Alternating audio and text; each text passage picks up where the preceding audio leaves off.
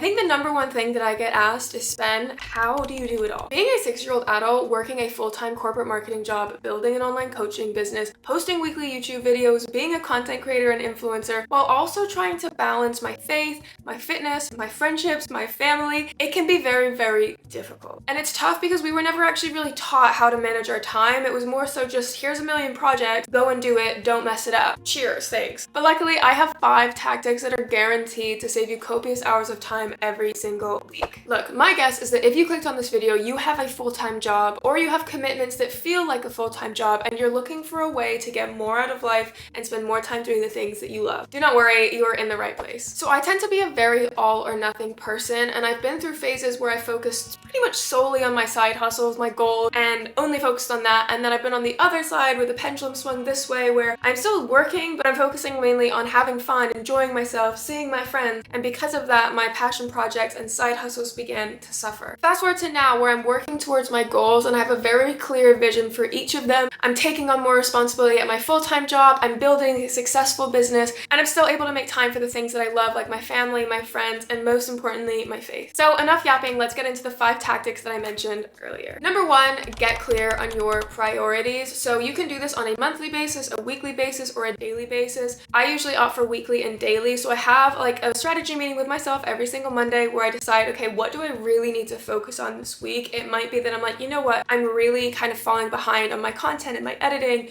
or sometimes I'm like, you know what, I really need to spend a lot more time on housework, for example, and just getting things sorted. And having those set at the beginning of the week means you can kind of find time for it throughout the week without looking back on the Sunday and being like, I literally accomplished nothing. Number 2 is utilize a calendar and time block. Now, whether this is a digital calendar or a physical calendar, I kind of merge the two together. I promise this will be your best friend. It's not the easiest habit to get into, but once you're used to it, it will save you so much time. So remember the 3 non-negotiable priorities that we're speaking about in the first tip? This is where you actually slot them into your calendar. So I like to time block meetings with myself. As I mentioned, my Monday strategy meeting, I have a meeting for like YouTube strategy every single Wednesday, and creating those non-negotiables with yourself just really gives you time in your calendar to actually work on them. And yes, some weeks something may come up and you may not do it, but just having it there is a very helpful reminder. So I set them on a reoccurring basis, so I know that every single Monday I have my strategy meeting. Every single Friday I have my wrap-up meeting where I can actually assess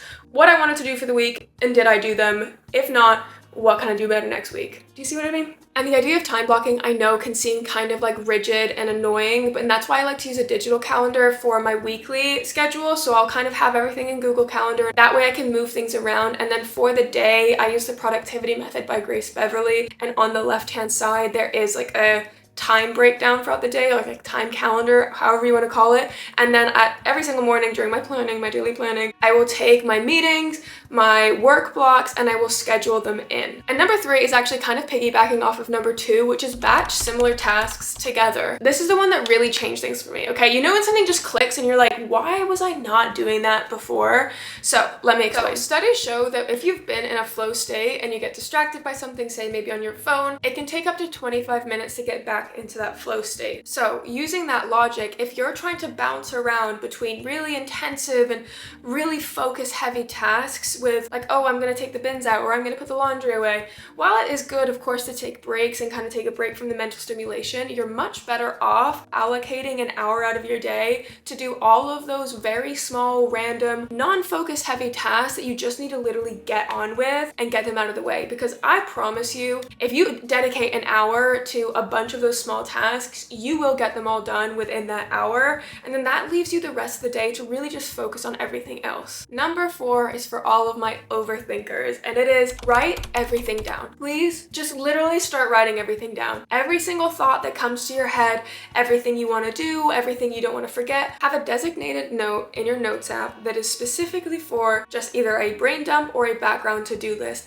This has saved me so much time because for years I never would write anything down, and I would just try and force my poor little brain to remember everything that I was thinking about. And then, of course, I'd always be forgetting things. I would always forget what I was actually supposed to do. And then I would constantly be stressed that I was forgetting about the things I needed to do. It doesn't need to be super complicated, and it also doesn't mean you need to action all of these things. All it is just simply a space for you to start trusting yourself that you've written down the things you need to do. And number 5, the last and final tip is to make use of your downtime. So I've put downtime in quotes because it's not really downtime, it's just time that you've not yet learned how to utilize. So what am I talking about when I say downtime? I'm talking about commuting to and from work, talking walking on the treadmill when you're warming up for the gym, I'm talking when you're cooking, I'm talking when you're showering, when you're sitting on the toilet. There's so many of these little like breaks in our day or like blocks of time that we can kind of throw away and think, oh, like I can't do anything then because I'm cooking or I'm driving or I'm doing this thing. But if you actually add up all of those little minutes and hours in a week, you'd be surprised with how much time you actually have to work towards your goals or learning or anything that you're really wanting to do. So what I would suggest is having a portable to-do list is number 1, of course. So having a list of tasks that you can do on the go. So that could be editing content for me, listening to a podcast, replying to my friends, reading through emails, reading ebooks. I don't read ebooks. I don't know why I said that. I'm sorry, I don't do it. Actually, that's not true. I do, but not on the go. I have a dedicated like learning hour for me. I got distracted, sorry. Now, I am not saying you need to optimize every single second of your life. What I'm saying is if there's things that you really wish you could get to more in the week, for example, with me reading, I really want to read more, but I am always saying like, oh, I don't have time. So I switched to audiobooks and then I found time that was kind of being like wasted or not used to its fullest potential, and I've started reading in there. Let me know down in the comments what are some of your absolute game-changing time management tips. That was a mouthful, but I am very interested, so let me know. Thank you so much for watching this video. I really hope you've enjoyed. If you do like this style of content, make sure to subscribe. I post a new video every single Sunday, 6 p.m. GMT if you're curious. Yeah, give this video a like and a comment, of course. That really does help me out. I know people say that, but it does, so please and thank you. I hope you're having the best day ever wherever you are, whatever you're doing. I love you. Goodbye.